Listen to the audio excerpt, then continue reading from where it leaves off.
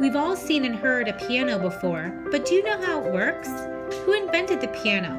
How does a piano create sound? This video is going to answer all of these questions. The piano is a string instrument that was invented over 300 years ago in Italy by a man named Bartolomeo Cristofori. Before the piano was invented, keyboard pieces were played on either a harpsichord or a clavichord.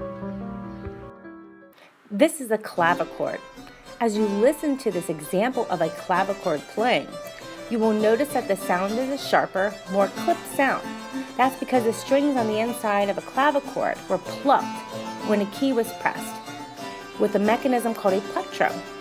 This was fine for faster pieces of music, but you couldn't change the volume.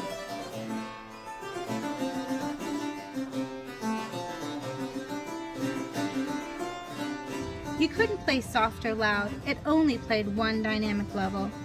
You would either be too loud or not loud enough. There weren't as many keys on a harpsichord and clavichord as a piano, so it limited the way composers could write the music. 4. You couldn't sustain a note on a harpsichord or clavichord. The name piano is actually short for pianoforte, which in Italian means soft loud.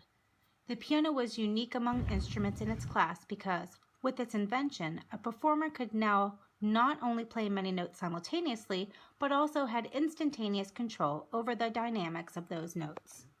As you look under the piano lid, the first thing you notice are all the strings. The strings are stretched along a cast iron frame so that they can support the tension. To the right, the strings are shorter and thinner and produce higher pitched notes.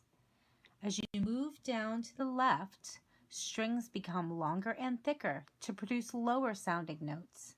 The vibrating strings is what creates a sound you hear, and that only happens when a piano key is pressed.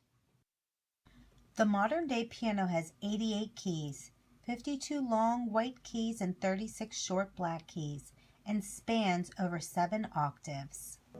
So what happens when you press the key of a piano? The key is actually a wooden lever, a bit like a seesaw but much longer at one end than at the other. When you press down on a key, the opposite end of the lever jumps up into the air, forcing a small felt-covered hammer to press against the piano strings, making a musical note. At the same time, another mechanical part called the damper is also forced up into the air.